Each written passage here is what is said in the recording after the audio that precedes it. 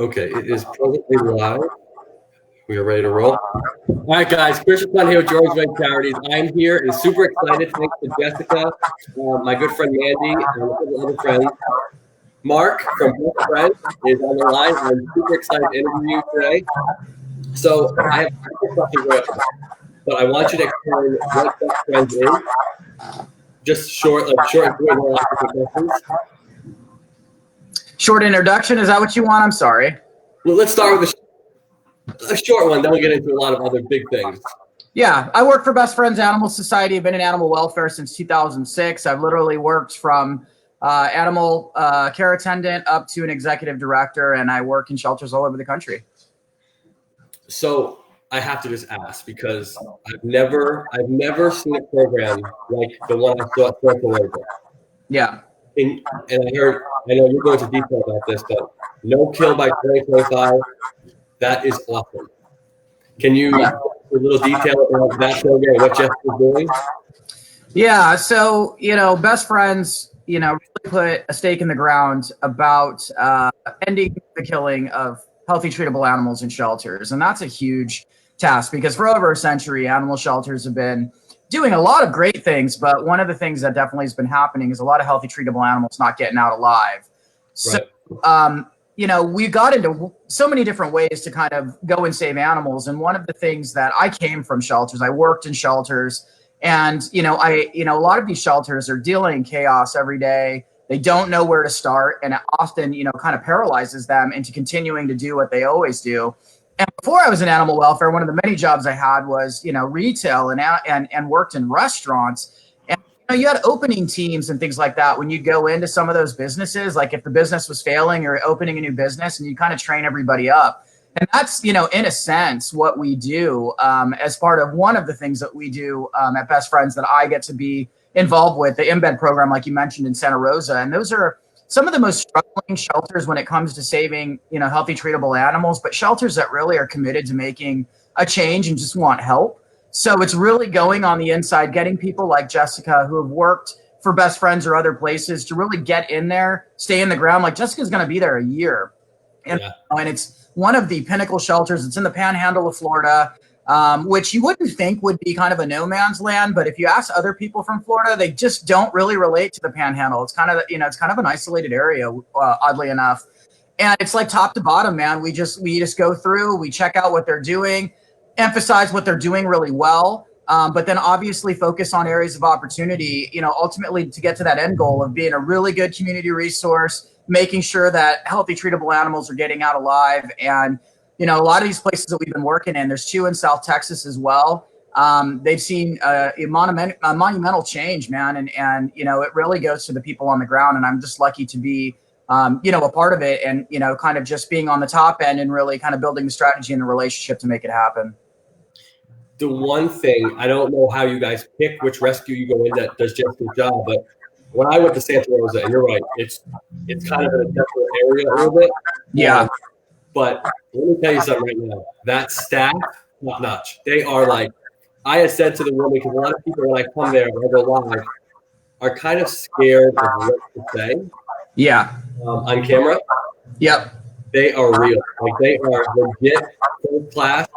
I don't know if they're trained or if it's Jessica's influence, or that's who they are. But like, I mean, Santa Rosa Animal Services looks fantastic. And I'm giving a testament to you guys, Jessica, and what they're committing to. Yeah. Now, how 2025 is pretty close. Yeah. How is the process going now? Like, are you seeing like that? Is this something that this goal can be reached? Yeah, definitely. I think the thing that ultimately, when we started this a couple of years ago, oddly enough, for a century, you have a lot of communities have no idea what's going on in animal shelters. There's not transparency. What I mean by that, like how many animals come in, how many animals get out. And a lot of times, animal shelters were a little apprehensive of sharing that information because they only thought of the bad that can come from it.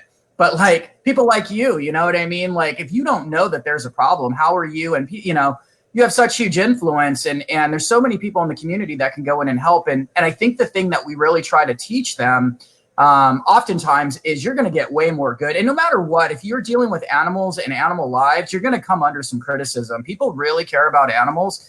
So you might as well be open. You might as well be honest, talk about the things that you're doing really well, but also talk about the areas that you need help. And that's really kind of the initial, kind of turning point to really get some of these areas, really successful. Because I think a lot of times animal welfare folks, people that work in shelters, don't think that the public are as far along or can handle some of the things that, they think they need to control everything. And there's just too many animals to do that.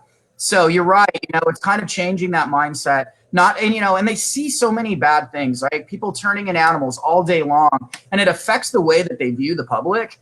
And Right. it's really changing and saying, that's a minute, majority of people. Most people love animals. They want to help, do a good job, have your protocol set, but, don't make it impossible for people to come and help you, and don't make them guess what's going on, because if they do, they're just going to make up their own stuff about you. So you might as well be honest and let them know, like, this is where we need help. These are animals that should be getting alive and how they can help. And yeah, you're absolutely right. That's like the pinnacle backbone of really kind of turning places around.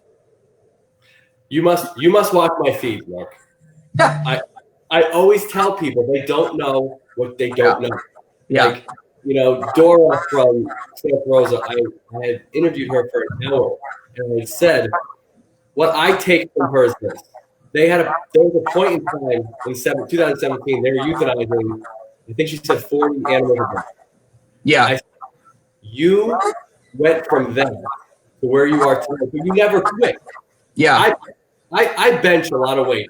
I weight lift. I said, but that woman can kick my ass. Like, she has a strength. Still there. It's like a Rocky movie. Like, they've been knocked down, but like, she's still there. Yeah. And I think that is so inspiring. And I said to her, like, you getting on camera and talking about it is going to relate to people out there, because it's not just a static photo saying, give me this, give me that, we need this, we need that. This dog can trouble, this cat can trouble. Yeah. You talking, and people are going to fall in love with you and relate with you. And I think that's why Facebook Live is so important.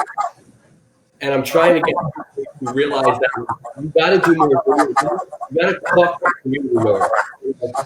In 2020, and that's why, like, when talk to me, we do an interview, and like, listening to that program, I'm like, we got to talk about that, because people don't realize there is a youth opportunity, and you guys, our best friends of society, are doing an amazing thing to fix it. Thank you. I've been an animal my whole life, but like, I am not an expert in any of this. Right. I'm like on the job training right now, and the more I learn, I'm like, oh my God, rescues don't get funded. Like, one of my friends now, Ralph from the Food Dog Rescue in Florida, has 32 seniors. Right. And I'm like, you have no funding? Like, he's like, yeah, my brother's from 7 to 17. And I'm like, you can pick up like 32 seniors. Like, you gotta talk to people. And that's one of the things I found when I partner with all these companies. I'm like, you have to do more kind of talk to your community. Yeah. Is it that? Take it away. My girlfriend says there's an echo. A little bit, yeah. Is that from my phone?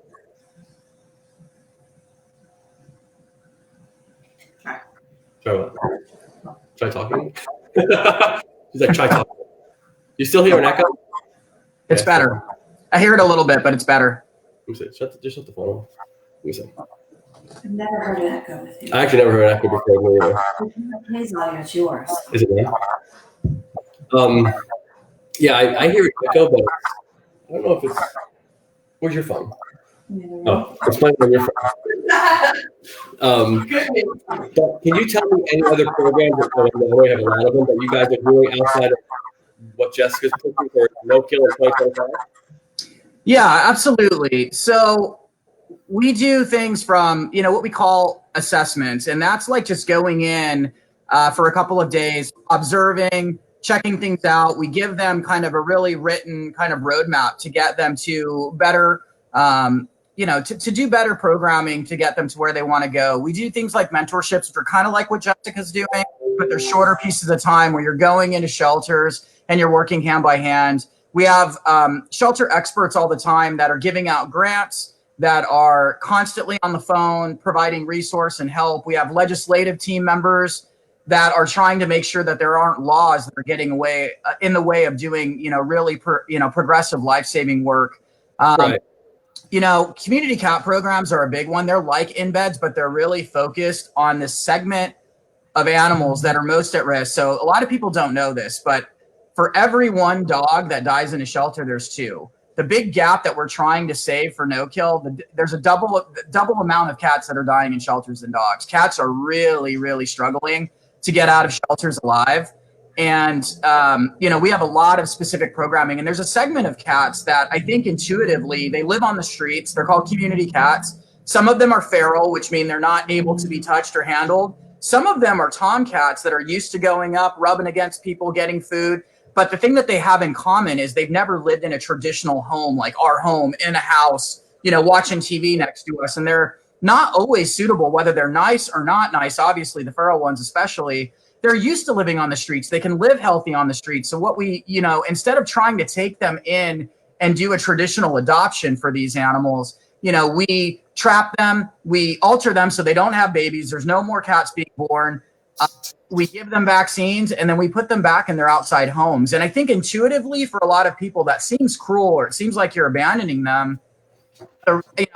The actuality of it is it's the kindest thing to do, because often those are the cats that are trying to get in traditional homes. They're not showing well for adoption, or if they do get adopted, if they're nice even, they're howling. They're trying to get out of the house all the time because they're not used to living in homes. Yep. Community cat programs are a big part of what we do, and it's really trying to help people in the public really understand that this actually isn't cruel to trap, neuter, and return them. It actually is very kind. Oftentimes they have caregivers. Even if they don't have caregivers, if their bodies are good and they're healthy, that's when we release them and get them in better homes, and it saves a lot of animals' lives. Like these cats really should not be in shelters. They should be going to clinics, getting vaccines, getting neutered, and going back home. And that's a big one, Kris, that we're really kind of pushing. And it's not something, it's still fringe. Like a lot of people in animal welfare have heard this for years. Yep. But city governments and places like that just cannot wrap their heads around it, because they feel like, if they're outside, they're suffering. But, taking them in and killing them, like we've been doing that for over a century, and the cats aren't going away. So there's a more humane and proven method. So that's a big one that we work on. And that is going to be really kind of, I think, the linchpin for us to get to No Kill 2025. Absolutely. I want to shout out Kathy from Saving Sage Animal Rescue is on the feed. Thank you so much, Kathy. I'm here with Marc from Best Friends Society. And well, you're out of Utah, but you are living in Rhode Island. I am. We have people all over the country. So I was in Los Angeles doing programs there for about 5 years, got sick of the bad weather in Los Angeles, and decided to move to Rhode Island, of all places. So I'm from Jersey. Bad joke. I miss the sun, man. I got, yeah. I'm from Jersey. So you know how I feel. I'm from Jersey, so the bad weather to me, I do miss 4 seasons. I'm not gonna lie. I live in Florida, so there's one you're season. in Florida. Okay, got it. Yeah. There's one season. It's hot as hell. Okay. But yes, Kathy from Saving Sage Animal Rescue, thank you for joining. Ralph from Senior Dog Rescue in Melrose, Florida, thank you for joining. I didn't get to see who else was here, but sorry guys, I missed that. Sherry Wells from Lovey Loves in Orlando, thank you for joining. She has a rescue that's just special needs animals. Like all of her dogs were in like wheelchairs. Crazy. Awesome. Sherry, everybody, you guys know I've been excited about talking with Marc from Best Friends Society out there in, I'm going to say Utah or New York, Rhode Island. Yeah, we're from Utah. That's good enough. That's good enough, right? But I appreciate everyone joining the feed, guys. This is an amazing talk. We've already talked about their no-kill goal for 2025. Talked about the CAP program. Now, in terms of Jessica, though, this is something I've been wanting to ask you, because there are rescues that I know have asked me, when you talk about high kill going down to no kill, Mm-hmm. I mean, when Jessica first walks in the building, what is she looking for? So what we do is we go in and do an assessment first, and that really helps build the roadmap, and that's something that Jessica can work off of. So a lot of times it is removing barriers. A lot this is self-inflicted by shelters because they're afraid that everybody's going to be cruel to these animals and they have to protect them. And sometimes they'll put up walls for people to get to these animals, especially in a place that is killing them to make more space. It just doesn't make sense. So we help them get good adoption protocols, good returning animals to homes. You know, population flow is kind of a buzzword, but what that means is, you know, getting them in, getting them vaccinated, getting them spayed and neutered, and getting them ready for adoption quickly, making sure a lot of it is just public outreach and letting people know. Like you said it, Kris, a lot of people just don't know. Some shelters won't even put animals on Pet Finder or places for even people to find them for weeks on it, you know, at a time. So a lot of it is what we really low-hanging fruit stuff that's outlined in that stuff. But a lot of it is getting, you know, better teamwork, working together. A lot of times these shelter workers have just seen bad things after bad. Some of them have seen, you know, directors come and go, so they just never get a footing under real leadership. So it's really trying to build trust with them, to help them understand why we want to change the things that they've been doing, why there might be better ways, getting their buy-in, doing it quickly. But then really it's all about getting people to help, man. Like COVID has been awful, obviously, for this country. But the one thing that I think it's shown a lot of animal shelters is people have been reaching out all over the country saying, man, we've got to get these animals out. We don't know what's going to happen. We have to close. We can't sit on them for 2 months. And a lot of places, in most places, the public has responded. Santa Rosa in particular, man, they emptied their kennels for the first time ever. And I think those are the kind of things that these shelter workers, you know, we just don't get to those people, so they don't know they're out there. And these are the things that really trigger change and really get people to believe in the public. So what, because that brings up another question, a good point, because I'm having this issue as well. When I team up with a rescue, first thing I ask is, you know, because I'm saturating Florida and now I'm going to Alabama next. And one of the things I asked the shelter that I just talked to, a rescue I asked today, how friendly are you with the people around you, meaning the other rescues and shelters? They're actually pretty friendly, but where I'm from in Tampa, sometimes it's not as friendly, but we're getting better. Yes. Getting them to change that we're not, this isn't the Bulls and the Jazz in 98. You know what I mean? This is like, you know what I'm saying? Like, this is, you guys have to work. It's not a competition, you know, like, so like somebody once told me you'll never get them to work together. So like I probably have about 20 or 30 now rescue partners just in Florida, and it's growing.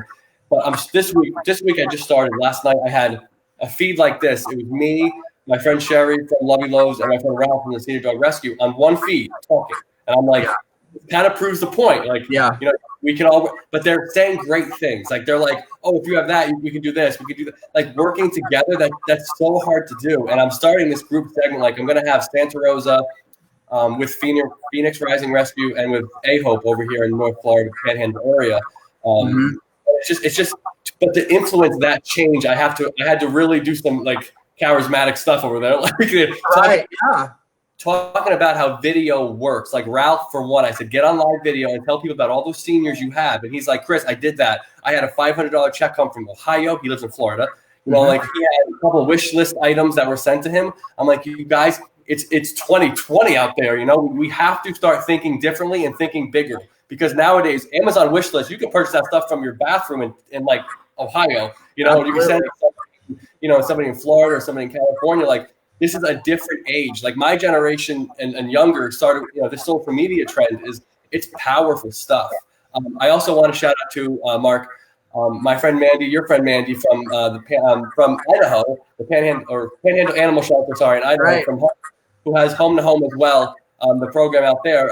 You guys, Mandy, you know, I'm interviewing Marc from Best Friends Society in Utah, and super excited about this. And all the rescue directors that are here, guys, I've been waiting for a big company like them to step forward and talk to me, because there's a lot of stuff that they are doing that most don't know about. And you guys are doing some amazing things. You went into the program about 2025. We talked about the cats. Just so people, because I do wait for more people to come in. We're starting to come in now. Can you go now into more of a longer version of who Best Friends is? I know I said short version in the beginning. It's just because I'm waiting for people to come in. So now that we're here, guys, Marc from Best Friends Society in Utah is on the feed. I'm excited. Tell us about Best Friends. So Best Friends Animal Society is the largest animal sanctuary in North America. We are right out of Kanab, Utah, which is one of the most beautiful places on earth, from my opinion. So you've got national parks, the North Rim of the Grand Canyon, you know, Zion is right there. If you haven't been and you ever get into that area, you have to go. And we have, you know, around 1,000 to 1,500 different animals that are there. for sanctuary. And it's a wonderful place. It's a place that I go to recharge, to really center myself, because I work in shelters. And as you know, for those of you that work and partner in communities and shelters, which are probably most of you, it's hard work, and you see some stuff that can really drag you down. So you have to keep a positive frame of mind, because, you know, we focus on the negative so much, and Best Friends is really good about that. You know, Best Friends, you know, even into the late 90s, we started in 1984. And in the late 90s, we really started getting more involved directly with animal shelters, not just running our own sanctuary in Utah. And now have programs in 7 different cities across the country where we actually have brick and mortars that are supporting local city shelters. But we also have about 300 plus remote employees like myself that live all over the country that are working directly with shelters, or sometimes like Jessica, who was just on with Kris, working inside of shelters for a year, for 2 years, for 3 years, to really help affect change from within and really being there on the front lines. And I think that's one of the things that people don't really know about Best Friends enough. You see the great stuff. Some of you saw probably Dogtown when that TV show was going on. That stuff is all there, but we really also probably, you know, above any other national nonprofit, have more on the ground in the trenches workers working directly side by side with shelters, going for No Kill 2025, which means getting shelters to at least that 90% benchmark of no kill, meaning healthy, treatable animals who are coming into these shelters are getting out alive and getting that opportunity. So that's what we're really all about. You know, our mission is to, you know, no more homeless pets across the country. But the focus right now for us is really putting a good timeline and seeing every shelter, every community, 90% or above by 2025. And it's doing things like, you know, what we're going to continue to get into here. But, you know, I love working for Best Friends. I've been here almost 8 years, and I get to do fun stuff like this with you, Kris, too, which is awesome. Thank you.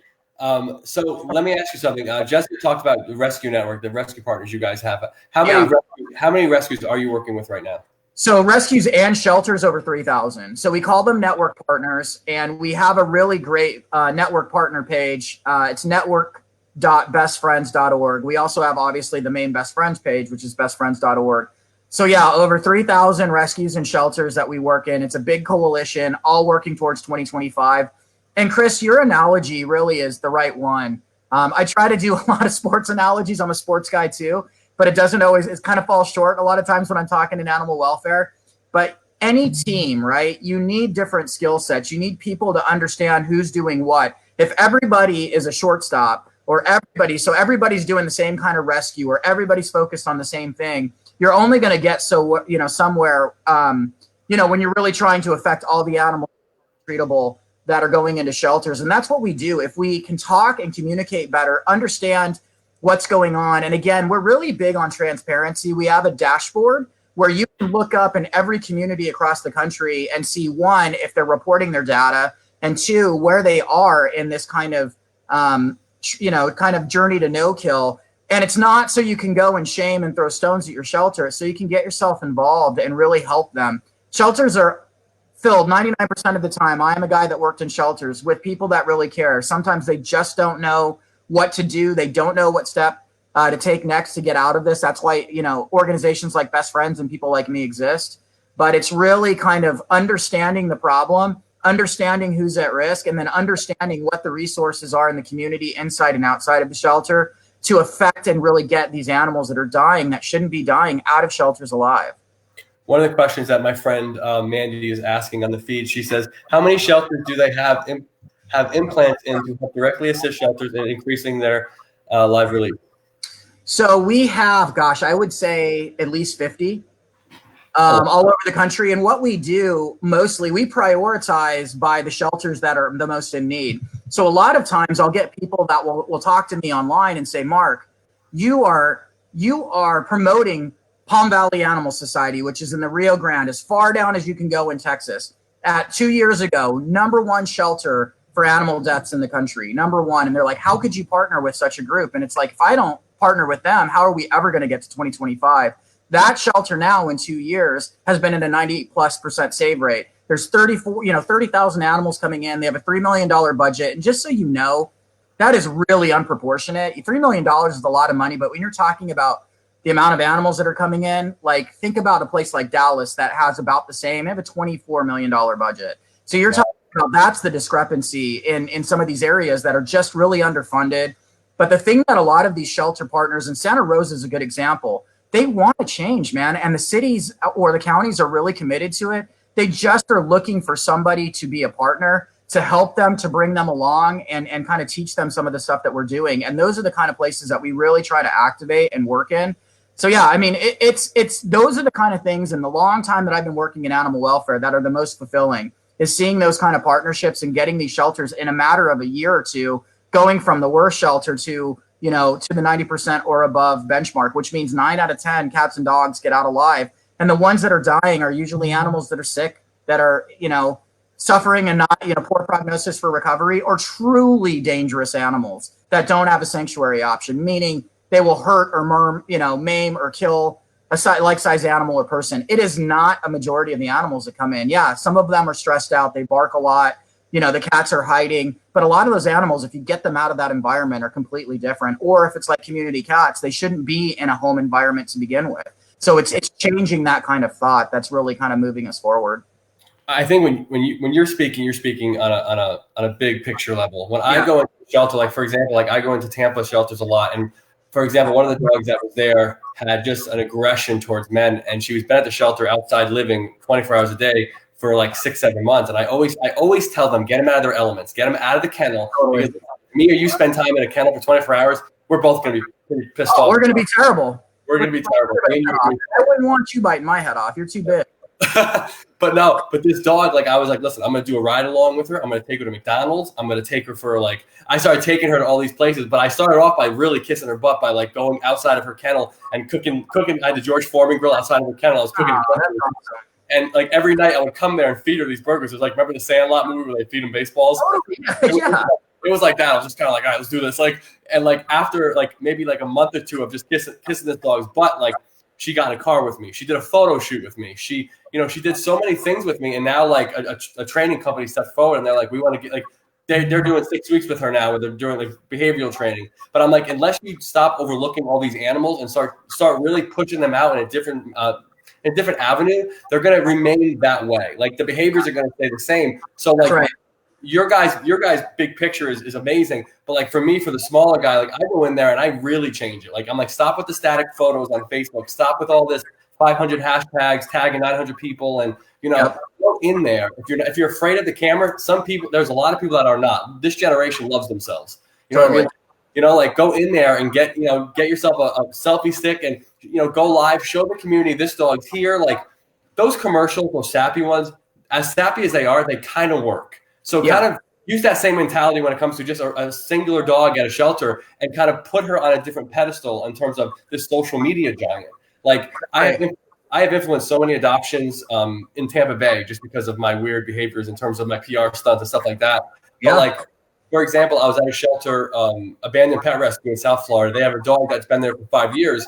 And I highlighted this dog by just taking her in a car. I drove her to McDonald's. We got 4 cheeseburgers. We did the whole thing on live, and they called me the next week, and they're like, "She's going, she's out."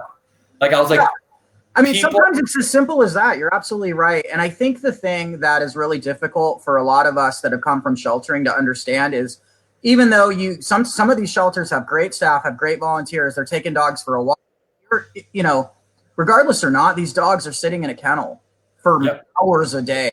And their behavior in those kennels are not always and often representative of how they will be in a home. And to your point, it's just some of that environment. And those are the things that are really difficult. But those are gold, Chris. And those are really basic stuff that I think a lot of people in the public that aren't in animal welfare just show this dog a little attention. Let's get a little fun. Let's have some fun. Let's show this dog a little bit different. And those are huge. I wish we got a little bit more technology driven in terms of shelters and rescues. And this is what I mean by that.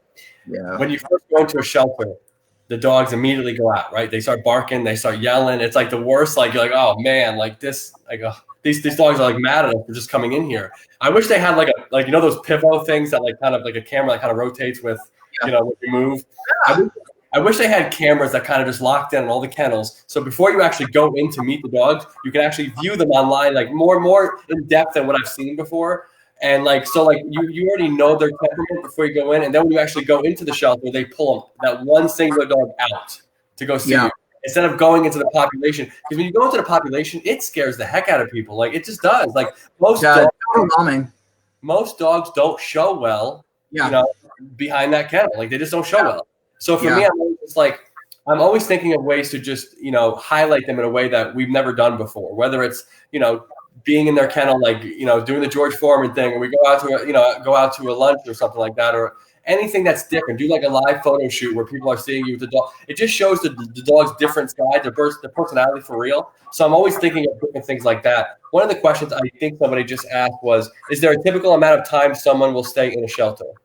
So it's different. I saw that too, Mandy. It basically, when we started these, oftentimes up to 3 years, because 2025 and there's so many shelters to affect, and we've gotten a lot better at kind of the things that we know that we need to do in a quicker way, and making that transition of not just going in and doing the work for a shelter, but going in and really helping them make it a part of their everyday work. Now it's usually a year for the in-beds, and the community cat programs can still be up to 3 years, but we're probably going to be shortening that. Sometimes it's a matter of weeks. Sometimes it's a matter of days. So we kind of really meet shelters where they're at. So sometimes we're working on one issue with them, like a foster care program, or sometimes we're doing things like Jessica's doing, where she's kind of inside out working with everything within that shelter, which is a year. So it kind of depends on what we're specifically doing. But yeah, 3 years, 1 year, couple weeks, a couple days. That's awesome. Outside of the cat program and what Jessica's doing for the 2025 No Kill, what other programs would you like to highlight?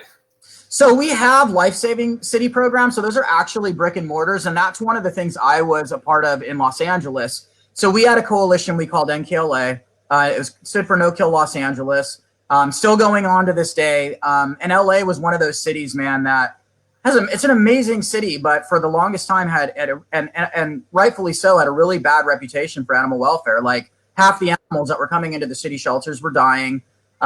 So we have 3 centers there, one of which Best Friends runs. It's a city facility. So it was built to be like, they have 6 facilities for the one city program there, and they were building a 7th. They didn't have the money to operate it. So we stepped in, we operated it. We pulled, 6,000 plus animals. They were usually neonate kittens or pit bulls, large dogs for the most part, to help them adopt and really kind of enhance that community effort in LA. They're right at a 90% save rate to this day, which was a huge turnaround, because you're talking about like 20,000 animals was the gap. That's how many more we had to save from the start to the time where they've gotten to where they are now.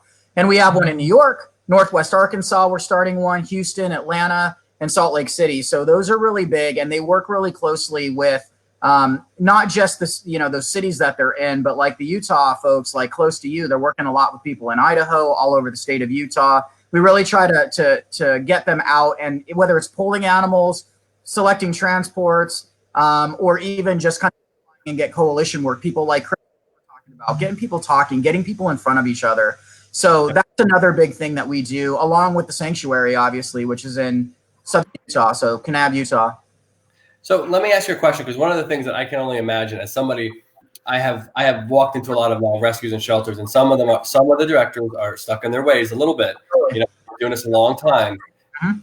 What kind of conflict resolutions you guys deal with when it comes to, because you're going into a place, and not that you're micromanaging, but you're going in there and really changing some ways of the way they do business now. So have you guys ran into problems with that? Oh yeah, for sure. So a lot of times, we take steps up to getting to the point where we'll go into a shelter, because to your point, man, if the leadership doesn't want us there, we're wasting money, and we're donor money. Like, even though Best Friends is a big organization, it is 100% donor funded. Right. So we have to be really smart about the things that we're doing. And there's so many shelters in need that we'll usually start with just having meetings and constantly doing check-ins with them, maybe starting smaller programs, like the things that I was talking about, going in for a day or 2 or those kind of things. When we're ready to go and do like a year or 2 years or 3 years, we've done a lot of due diligence ahead of time to kind of get them to where they go.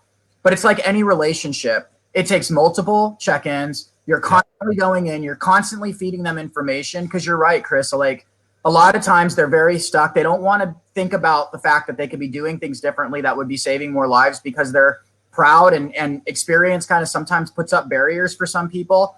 And, it's like any relationship. Sometimes you have to leave some breadcrumbs, but So we do all different layers, but by the time we're doing like the bigger stuff, that's when we know that we're going to be mostly successful, because we really need to take our work seriously and not frivolously spend money that's not going to ultimately change the lives of animals in the long run. When you come into a shelter, because for some of the people that are watching, some of the rescues and shelters are going to see this because we share it a lot. What kind of control do you have over the shelter once they commit to that year? I mean, is there like some kind of pull and tug that goes on here? Like, what kind of control do you guys have? So when we do things like Jessica, the embed programs, we actually do a memorandum of understanding. So we actually sign agreements. And wow. Like we want to make sure everything is like upfront and honest. So we will say, hey, Best Friends is going to do this, this, this, and this. And this is the goals that you're going to hold us accountable to help you with. But you're going to do this, this, this, and this. And a lot of times, obviously, we need to operate within the normal practices and the laws and the labor laws and those kind of things that are going on in whatever state or city that we're in that we need to abide by. But for us to do that too, especially if we're going to give somebody like Jessica, the city has given her the same kind of responsibility and ability to have that kind of level of responsibility and make decisions that would a normal staff member. So that's the kind of stuff that we'll kind of create. And a lot of times cities are willing, man. They're like, we trust you. You guys have a good track record. As long as we're working together, you guys are working within the parameters that we have as our own kind of, employee handbooks. We're good. And it's worked well. And it doesn't matter. We've worked in places that have had unions, not unionized. It doesn't matter. You just have to know your parameters. And it's really more about, trying to meet people where they are, helping them understand what you're doing. And sure, you're going to run into people that are barriers and you have to deal with that. But we do, and we have to. It's about the animals. And it's also about the shelter workers, man. I mean, I'm one of those people that grew up working in shelters, and I personally were killing thousands of animals. That's why I do what I do. I don't want people of a new generation to get into animal sheltering and be completely slapped in the face. I had no idea, Kris, that was the reality. I literally took a job thinking that I was going to be helping animals. No idea this was going to happen. And within day 2, I killed 55 animals myself with my manager the second day that I was at work. And it changed my life for the better and the worse. But that's why I do what I do now.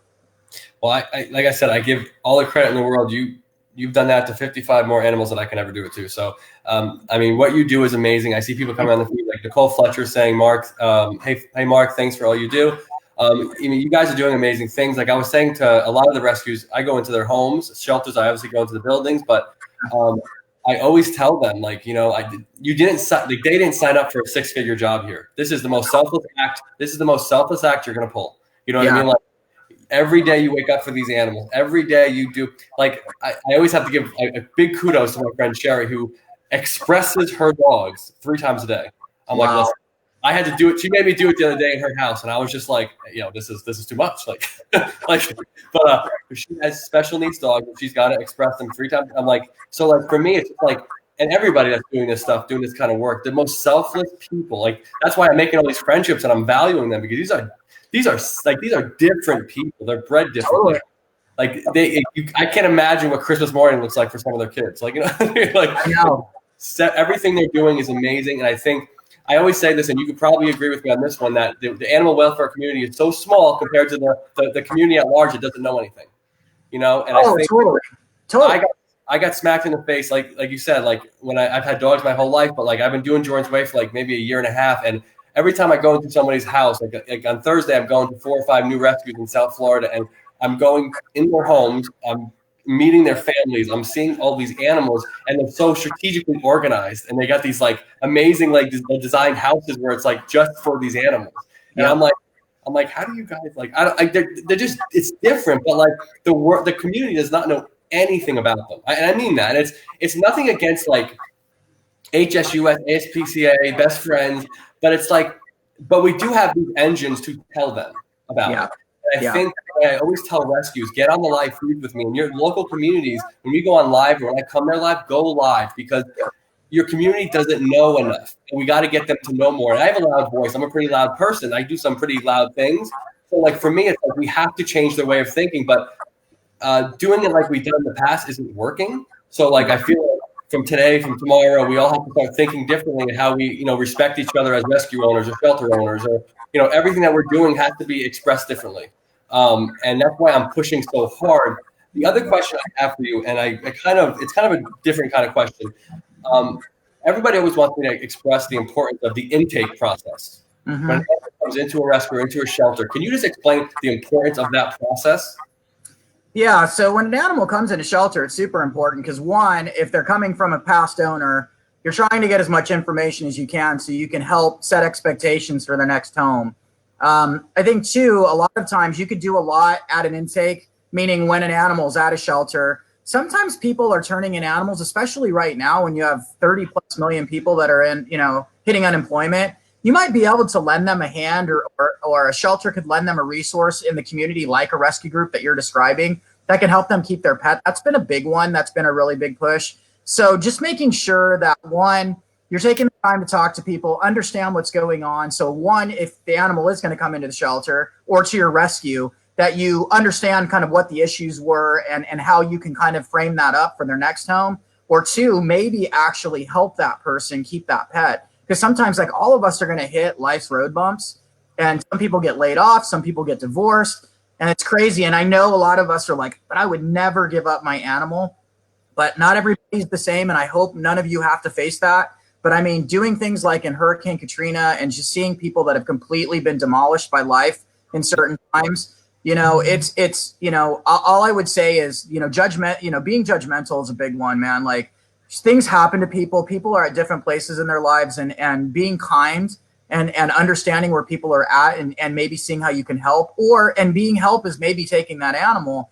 But again, if you're kind and you're making people feel comfortable, they're going to be honest with you. They're going to tell you about the animal, and it's going to help you get that animal into a new home. It's also going to help you understand what the animal's needs are immediately so you can set them up for adoption. So it's super important. But a lot of times, man, especially in shelters, it's like the worst place to work because you're just, why do these people bring this dog in or this cat in? And I just have to tell you, I've worked in shelters for a long time and I've been there, and I have to check myself all the time. But a lot of times, man, if I would have actually had more of a conversation and had more of an education like I do now, I probably could have turned a lot of those people and let them keep their pets because they did love their pets, but they were up against it. Yep. One of the things that I always face in rescues down here is the conversation that they always say about, we're so close to closing our doors. We're so close to doing this. What advice can you give to a rescue that's watching to help them fund easier? Or what's the better, they always do these $5 Tuesdays, or they do these these wish list things. And I know those wish lists are actually very good to you too, especially with Amazon. Amazon's a very good, partner to work with. But is there any ways that you could tell them to influence or to fundraise better? Yeah, I think the thing that I've learned, and I run a rescue as well, rescue, which we have 39 hospice or senior pets. So I can speak directly because it's nothing tied to best friends, as well as best friends. And we work with Marc, can you actually give the name of that rescue? Because I was told about that too. You have one in Rhode Island, right? I do. Yeah. It's called Vintage Pet Rescue. So, so like, one of the things that I can share at a later date, we're working on like a full-fledged fun interactive module on this topic for shelters and rescues. But the thing that I'll tell you that I think is the most important thing is you got to tell good stories. And I know people think that they don't have them, but telling good stories and getting down to something that you might see every day, or something if you're working in a shelter or a rescue, can blow people's minds. So sometimes it's not just, here's Hank, he's 3 years old, he's a shepherd mix, he's available for adoption, that kind of stuff's important. But if you can just take a little bit of a step more in getting a video versus a still picture, Kris, you mentioned that earlier. Those are big. And especially a video if they're interacting with people or interacting with other dogs, if that's something that you can do.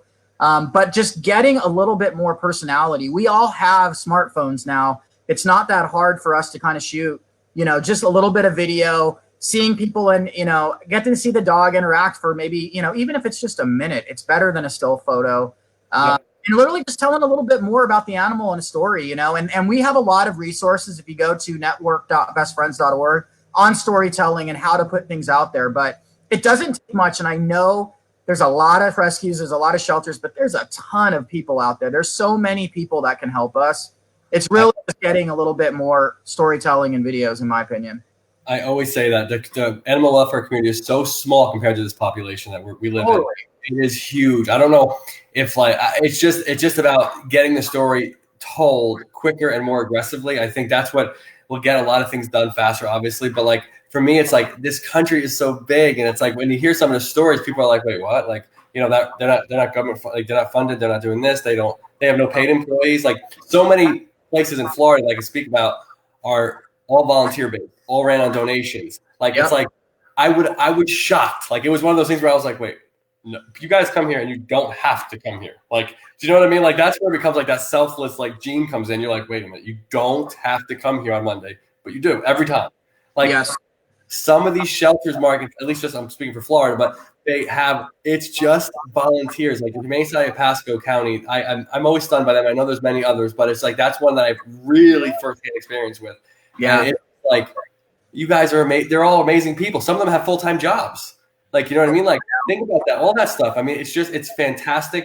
Another question I want to ask you. I'm going to the Redlands in South Florida, and I don't know if you know the history of the Redlands down there in Miami. I don't. What's that? I don't. So I'm sorry, I don't.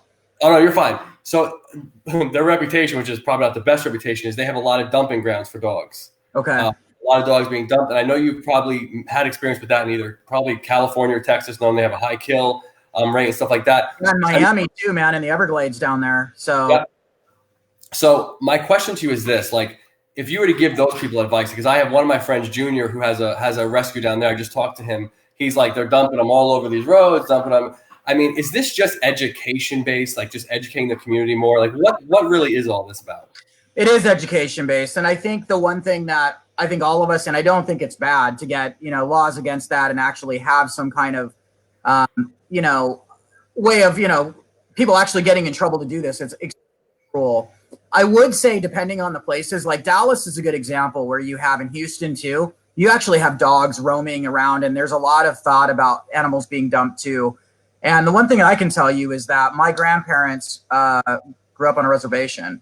And the thing that I'll have to tell you about them, and even to this day on that reservation in northern New Mexico, they owned dogs, but their education point of how they own dogs were, it's feeding time. We let them outside. They run around, God knows where, and they eventually come home. And that's what we're seeing in cities like Dallas, Houston. A lot of those animals are actually owned. They're just, an education seems a little bit like kind of on a soapbox, but it really is that. It's really kind of getting them to understand, ways that they could get affordable dog food and how it's safer for their animals and those kind of things. There's just a whole, kind of spectrum of where people are as animal owners. And in some areas, like you said, you're going to have people that are that, and you see that a lot in cities. And then you do have areas where people are dumping animals, and I just don't understand it. Sometimes they dump it because they think they have a better shot than shelters. I do hear that and see that a lot, which is unfortunate. And I know shelters often have a bad rap, and some of them aren't safe for animals. But if you have an animal living in a home and you're dumping it somewhere, there's not anything worse than you could probably do to an animal. So I do think, trying to set up some, if you know where any of these animals are coming from, really getting shelters involved with getting, free PSAs out. Like in Philadelphia, I worked there, and we had to do that a lot. In North Philly, we would find a lot of roaming dogs. And we found out the same thing. A lot of it were people just letting their dogs run around the streets, but actually had homes, or they would live in yards and yards with holes. So I do think it's an education piece. Yeah, it's one of those things that, like, living in Florida myself, I hear it from the top of Florida to the bottom of Florida, and I'm just like, that's a problem. But it just frustrates me too, because like one of my biggest things with Jordan's Way when I started it was originally I just wanted to bring awareness, and then I was like, the one thing, and I'd love your take on this. The one thing I'm so passionate about is we have great organizations like your best friends. We have great rescues and shelters all over the country doing what they can with their limited resources they have. But we don't have something in the works in terms of like I'm pushing a YouTube channel, just a channel to influence adoptions. We don't have that. Like we don't have that, like, hate to say QBC or HSN, but it's like, we have so many YouTube channels that are giants. I have children. So like my kids watch these kids on YouTube that open gifts or they test toys, and they have like 20 million subscribers. And I'm like, can you just imagine how powerful we could be if we had a YouTube or some kind of page where every time we go into a shelter, or we just shout out a shelter on YouTube Live, we influence all those dogs in their shelters, or influence a fundraiser, influence just education, like you said. We have social media in Facebook and Instagram and YouTube, and I think YouTube would be a more powerful platform for it. But how different do you think it could be if we had a YouTube channel that was a giant just for adoptions? Kris, I think that's one of the biggest deserts for us that we could really grow. And we're lucky to have people that know how to start a YouTube, know how to get influence on channels like this. The one thing I have to say that we struggle with a lot in animal welfare as a community is the use of technology. It's, out of a lot of different industries, animal welfare especially really struggles with it. I mean, even the software that they use to keep track of animals, most animal shelters either don't use it correctly or sometimes don't use it at all. So then you're talking about excelling. I think it would be game changing. And it really is. If people could really utilize, a lot of these cool tools that we check out. I mean, I'm watching things on YouTube every day too. I mean, I watch it more than I watch anything probably. And I totally agree with you. And I think the thing is that the level of technology use in most and many shelters is pretty limited with the people that work in there. And I don't know why that is, especially as you think it would be getting better as generationally you're starting to see change. But I don't think it's very good. And I think that you're starting to see more Facebook lives and IG lives and even shelters using Snapchat and those things. But especially YouTube, it is not utilized very well. And you see the power of what it could be. I totally agree. Yeah, I've had so much great experience with Facebook Live. I've had so much great experience with that technology. But yes, I've been in shelters and rescues where like they barely have a website. And I'm like, listen, there's Wix today. WordPress you can learn on YouTube. There's a lot of things, like there's open source places like WordPress and HTML, all those things that you can use today that are so simplistic. And like you said, I know I could probably give you at least 10 shelters I know offhand that don't even have their most recent pets on their website. And I'm like, it's tough because there are so many things we have to help these animals. They don't have a voice, but like I've always said, we can give them a channel like YouTube, or we can give them just a technology that we're gifted with today in 2020. So, for me, it's like coming from somebody that's been there with Best Friends for quite a while, and also been, you have your own rescue as well. Is there anything maybe I could be doing differently to grow my YouTube channel even faster? I know this is kind of more of a YouTuber question, but it's like I'm partnering with everybody. I'm trying everything I can to be live every day at different shelters, different rescues, talking about different fundraisers for these different places. But YouTube is a tough animal to crack. Yes. But I do know for my goals, it will be a complete game changer for a lot of these places around here in the United States. I think you're doing it, Kris. I mean, I think you're doing it right. And I think the more that you try to meet shelters where they're at, I know that you're really good about trying to get cross promotion, and sometimes that happens for you, sometimes it doesn't. But I think a lot of, what you're doing will continue to catch on. And I think, you know this better than I am, man. I mean, you have an amazing amount of presence on social media. Sometimes it's timing. You've got the personality, you've got the education. And you've got a message for people, and you've got a great story. And I think that kind of stuff, continuing to do what you do, I think it'll continue to catch on. If you can do things like, partnering with other individuals that are like you, man. I mean, when I talk to you, it reminds me of my friend Jackson Galaxy, and doing stuff, he's a guy that came out of a shelter that's doing exactly what you're doing, been on TV and those kind of things. Or Hannah Shaw, or any of these people that, like you are really getting out there. And this is a very important thing for animal welfare. Yeah, and you're going into shelters too, but this is the piece that's missing a lot. And there's 320 million people out there, and you have like 60 to 80 million a year that are looking for animals. Our deficit's like 700,000 animals. Like, it's this, man. This is it. Like, how can we get more of this? And a lot of it, Kris, that's going to be difficult for you is getting the shelters even just to give you the information. So they're, like you said, even just getting their darn animals on a website. And that's a lot of what we do. So no, I mean, I think, I have about as much knowledge of social media presence that you probably do in your pinky. So I don't know. You're asking the right guy, but everything that I'm seeing and everything that I teach on a basic level, you're there. I appreciate that. One of the things I do want to touch on that Mandy's asking, she says, Marc, when you talk about barriers, can you share more details around what barriers are in the areas of adoptions, RTO, access to medical care, et cetera? Yeah, I think, a couple things that come to mind. Return to owner is a good example. So if somebody comes in and we find out it's somebody else's dogs, oftentimes we want to punish people. Like, how did the dog get out. And so what we'll do oftentimes is, $150 to get your animal out, licensing. And some of this stuff is law and you have to do it. But there are ways that shelters could be a bit more proactive, or rescues, when they ask, find animals, and be a little bit kind. Like, I work in animal welfare, and I've had dogs get out. I've had dogs get lost. People make mistakes. And I think the more, again, I just get back to kind of kindness and trying to meet people where they're at. Sure, there's people that are responsible too, but, not making that assumption every time that it happens. So sometimes it's money as a barrier. So, and oftentimes it reflects and it targets on a lot of people that are of lower income, because they have holes in their fences and their dogs keep getting out or whatever. For adoptions, a lot of times, it's hard, because when I run a rescue as well, you meet these animals, you get attached to these animals, and you want to make sure they're going to the best home possible. So a lot of times we're going to pull people through the ringer, or people are going to put in applications like crazy. And some rescues will, some of us will get back to 1 or 2. So there's these people that are trying to help us. They want to adopt from us. And sometimes we're not even getting back to them. And those are things that really carry a bad rap for rescues a lot around the nation. And a lot of it is too, because we're kind of picking and choosing based on a piece of paper who we think is the best home, rather than trying to meet people where they're at. There's animals dying in shelters, especially in Florida, like where you are, Kris.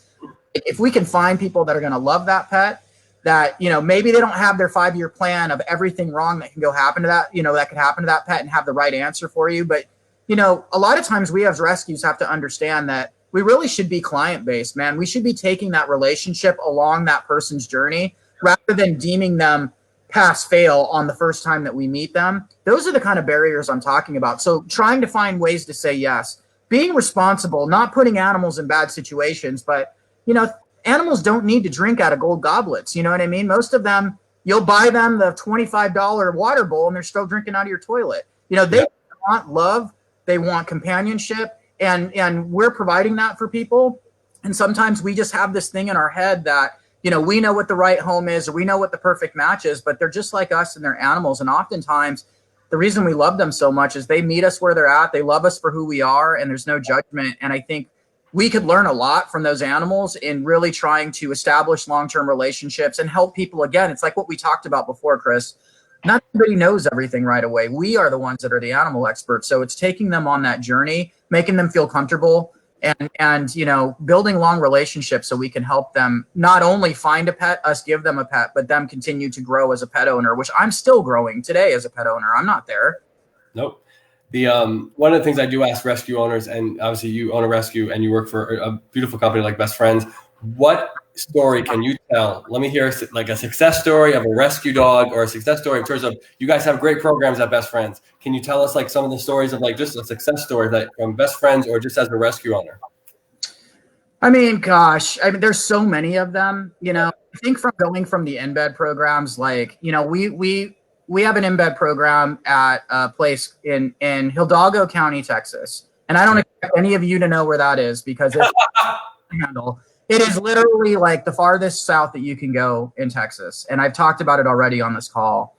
But the first time I walked in there and actually saw the shelter, there were 12 to 14 dogs in the runs together. And these runs are like 3 feet by 6 feet. Wow. I'd never seen anything like it. It almost like tore my soul out to walk in there and see. And it was overwhelming. There were probably 350, 400 kennels of cats and dogs that were that way. And, one of the dogs that I saw that was in there was cowering in the corner, because these dogs are running around, they're stressed. And there's this like beautiful, like, shepherd mix that's just cowering, terrified, barking, loudness, concrete, everything that you think about in a shelter. And that dog, when I was there, we pulled out and somebody was looking for, a shepherd. They wanted something that was low key. It was an older couple. And I remember I had to talk to the staff that were there. And I said, I think I have the perfect animal. He's here. He's terrified in the shelter. Let's get this guy out. We showed him, he was very shy, but they're like, this is what we're looking for. We don't want a dog that's going crazy. And we ended up getting him adopted to this home. Now, it was a fight actually with the shelter staff, because they're like, they've never owned this kind of animal, this kind of dog before. They've only had little dogs, every reason why not to adopt to this person. Again, this is a dog that likely was going to die in 2 days, that was living in terror. And when we first started this, and I get pictures from those people, and they send me pictures of this dog, at the beach. They send me pictures of this dog going on road trips. They send me a picture of this dog with their new great grandkid. Those are the kind of things that I'm like, we talk in big numbers, but we never forget each one of those numbers have 2 whiskers, and those are the kind of things that really drive me. And I just remember like that I was able, at least before we could get this long-term help going, like seeing that dog and actually being able to act and it being such a big fight and getting to see. And that was really one of the things that started getting the staff to start thinking differently too. The reason I ask everyone that question is because when I got into this, I would start a group, I would start a page, and I'd get these amazingly disturbing pictures put on the Facebook pages. And I would be like, guys, like, it's almost like we have to start thinking kinder, like start thinking of the positives that come from everyday work that you guys are doing at rescues and shelters. And I know that there are stories that probably have to be told about abuse and stuff like that, but it doesn't have to be told. It doesn't have to be told in such a phone call, high school drama girl kind of way. I always say, let's deliver the messages in a more of a uplifting, like let's do this to change kind of thing. I never like the posts that have like 1,000 people tagged, like I said, and like urgent, code red. Like I think they become mute to a lot of people. They're white noise. They're annoying. And I always say, like, you'll get, okay, and I hate to put this out there, but like, you are a sports fan, I'm a sports fan. We knew domestic violence was happening in the NFL for a long time, but we didn't really know about it until Ray Rice pulled his stunt. Like until that elevator video came out, we were like, ooh, it really does happen. You saw it. There's no way that wasn't going to be in your head now. Forever. But we didn't know that it's like we didn't believe that it was happening until we got to see it. Like one of the questions I do have, how in the trenches does best friends get when it comes to like backyard breeders or stuff that's out there, that far out? Big. I mean, so we don't have a cruelty investigation team, and I've done that before in the past. What we really try to do, and we have, we really go to the legislative side of things. So, we have done and been very successful in working, and it is working with groups like Humane Society of the United States and even local shelters, but really banning them, like making sure if you're going to have a pet store, they have to come from a shelter, because breeders and backyard breeding is really tough. And I think one of the questions actually that I think it was Mandy asked was about what successes have you seen from lifting barriers? Yep. A big one. So, Philadelphia, weird enough, when I worked in Philadelphia, and this goes to your question too, Kris, don't worry, I'm not going off into left field. You're good. When we started doing what we call open adoptions, and it's what I described, like being real. If we asked a question, we wanted to know why, but we didn't need to know their entire history of their pet owning, stuff written down on a piece of paper and all of this stuff. But we wanted to kind of know their experience, what they were looking for, and doing meet and greets. And the one thing that was really prolific, and we did animal cruelty there. So we would arrest people. But North Philadelphia, where the shelter that I worked in, had prolific amounts of backyard breeding. So what would often happen is people would come in our shelter. They would come and try to do the right thing. They wanted to rescue. Oftentimes, when, for a long time, they get denied because they were, oftentimes, completely undereducated. They were coming from a very poverty-stricken area, and they just didn't fit the mold for a lot of, especially, rescue people thinking they were going to be good pets. And then we would see them because they lived in the neighborhood with Pomeranians or doodles. And what they were doing is, we were just feeding backyard breeding, because they would be refused. And then they were basically having to go, and they went to a place that didn't judge them, but they were unfortunately supporting backyard breeding.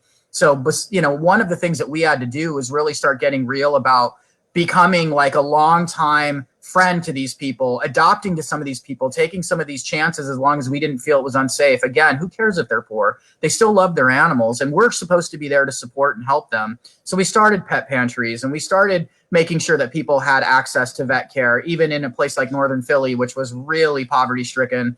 And it really started to affect the backyard breeding potential, because we were like, why are you going to pay? And these people were paying $1,000, $2,000 that did not have money on because they loved animals so much. So one of the things I can tell you was, the percentage of backyard breeding and the percentage of animals that were getting fed into some of these communities through our shelter versus actually getting refused and then going and continuing to support this cruel act of being backyard breeders. So that's just one. There's so many, but a lot of times it's just not thinking about the animal that's in front of you, because once you can adopt that animal, make sure it's in a safe home and it's being loved, you can go save another one. And that's kind of the thing, man. We have to figure out a way to hopefully help as many animals as we can, but do it in a, productive way. It's not Walmart. Somebody just doesn't give you money and you give the animal, but it's also not buying a house. You have to find that balance. And that's the things that lifting barriers and the things like backyard breeding. And Kris, now with Best Friends, what we do is we just take it to the legislative level. We make it illegal. We try to cut down, at least for puppy mills where they're sourcing the animals. The thing that we're still attacking that's big is the internet, because a lot of people are going to the internet to buying animals. So that's why you're not seeing animals as much on Craigslist. We're trying to fight that at that level, but it's a big one. And I think the more that we can help people find and easily get and feel good about going to shelters and adopting, the more that we're going to be able to affect backyard breeding. I'm not going to take too much more of your time. And one of the things that has struck up immensely since COVID was fosters. I have seen an amazing change in behaviors in terms of, rescues I go to in shelters are like, I cannot believe it. We like Santa Rosa, they went from 100 to 20 animals. I interview directors of shelters and rescues all the time, but now I just started interviewing adopters now and fosters, new ones who become fosters, and I want them to talk to their friends when we go live. They talk to their friends on their timelines, and they talk about how cool, how amazing it is to be a foster, how fulfilling it is. Yeah. Have you guys seen a big shift in terms of numbers, statistics when it comes to fosters since COVID? Huge.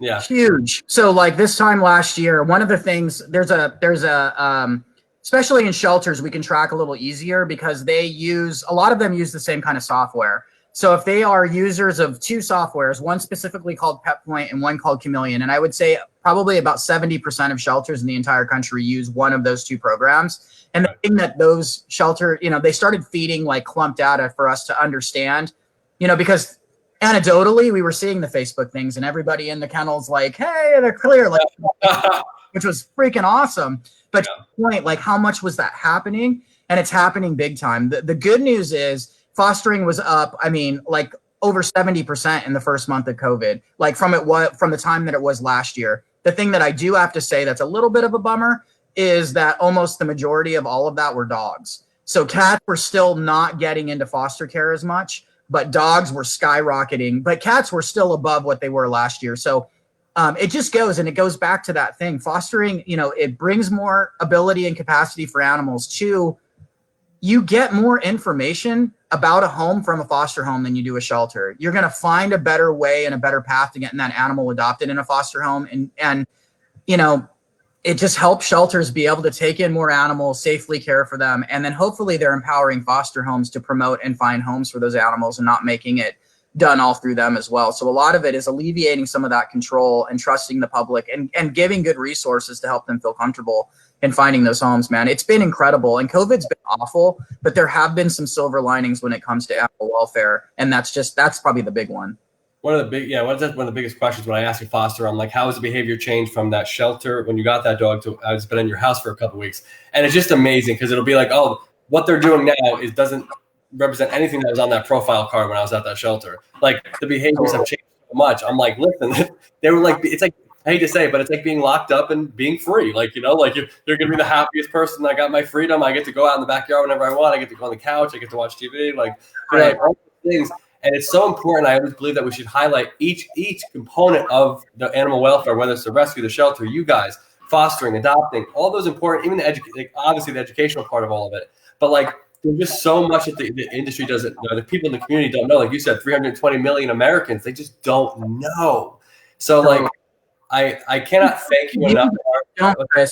We think they do because we all talk to people that are like us. They don't know yet. There's so many people that don't know. No, and it is terrible. Like I honestly, until like 2 years ago, like I knew what the word euthanizing meant, but like to go into a rescue, to go into a shelter, and they're talking about like, yeah, we euthanize X amount of animals a month or a year, and I'm just like, wait, that like in my heart, I'm like, that happens? Like that? Oh, that really happens? Like, you know what I mean? Like because you just don't know until you walk into the environment and they talk about it. You even walk into the arena of where it happens. It's like, okay, like. This is real, like like this stuff happens, but it really does shake the core. And if you get into this for the first time and you get smacked in the face a few times, it really does drive the inspiration, especially in me, because like I'm just I'm gonna eventually I'm eventually going to be at a point where people are going to be like, I remember when he started this, when he talked to Marc from Best Friends, like, because I always said I'm going to be big one day. I always say I'm a confident person, but when I'm passionate about something, I'm like, you probably watched The Last Dance with Jordan. Like, when you want something, you go get it. I go get it. And like, this is one of those where like, it is such a privilege to talk to you, Marc, and to be a part of even talking to Best Friends and to Jessica, being linked to that program at Santa Rosa. Like, you guys they have a goal of 2025 no kill. I think it's an amazing goal. And I think the way they changed Santa Rosa in 3 months she said she was euthanizing 40 animals a day. And like, to hear the numbers that they're at now, it's like, that's the 72 and 10 bulls, baby. Like, no, just kidding. But like, that's kick ass. But I really appreciate it. It's been over an hour, and I apologize. I know I took you longer than I said. Oh, no, it's fun, man. I love talking to you. Thank you for the opportunity. Yeah, and guys, if you guys can go to Best Friends, one of their Facebook pages and like them, follow them on Instagram. An amazing organization. Marc, you're a rock star, man. Like, I can't appreciate this more. You and Michelle setting up this meeting and just doing this for me. It means a lot to me, and I know it means a lot to the people that are watching, and especially on their pages. I know they've learned a lot from all your wisdom. I've learned a lot. I take notes. Just kidding. But I appreciate it so much, Marc, for coming on here. And if you can give like just a last word for Best Friends Society out there in Utah and all over the world, give your last word. So yeah, if you want to get involved, please go to bestfriends.org. We're looking for action team members, people in the public that can help us get to 2025, whether it's working to help shelters or actively, working to encourage and help people understand what the issue is and how they can solve it, most importantly. And I just want to say thank you to Kris. And Kris, I told you this offline, but I want to say it while we're on too, man. I read a little bit about your story. I read about Jordan, and I just want to say, like, it's incredible what you've done with somebody and something that's touched you so much as a family member, and what you're kind of doing with that memory. And thank you for just continuing to have, an interest in this and amplifying, what's happening with animals. And the good news is, you guys, like, there's some bad stuff that's going on out there, but most of it's good, and we know how to solve it. We just need more people to help. Absolutely. Hey, Marc, do you speak another language? I wish. No, my father spoke Spanish, but he was very big on me, making sure that I was, as Americanized as possible. So I do not. A couple more questions. Are you a Yankee fan? Oh, yeah, of course. You're a Yankee fan? Oh, me? No. Oh, no. I live in New England. So I actually grew up unfortunately, a Padres fan. Disrespectful. Just kidding. Yeah, you guys know us in the late 90s. Probably one of the best teams in baseball ever, Yankee team that we got to play in the World Series. So I don't want to talk about that. We're going to be there again. Judge looks good this year. Don't get me wrong. I have no doubt. No, it's the Yankees. I mean, I was most impressed with them last year with what they did. I did not expect them to be as good as they were. They're going to be great. Can you ask everybody who's watching, who's going to watch, to subscribe to Jordan's Way Charity's YouTube? Yeah, absolutely. So please, Jordan's Way Charities, please check them out on YouTube. Great information. Please come and check out Jordan's Way Charities. Follow this page. Follow them on Facebook. Follow them on YouTube.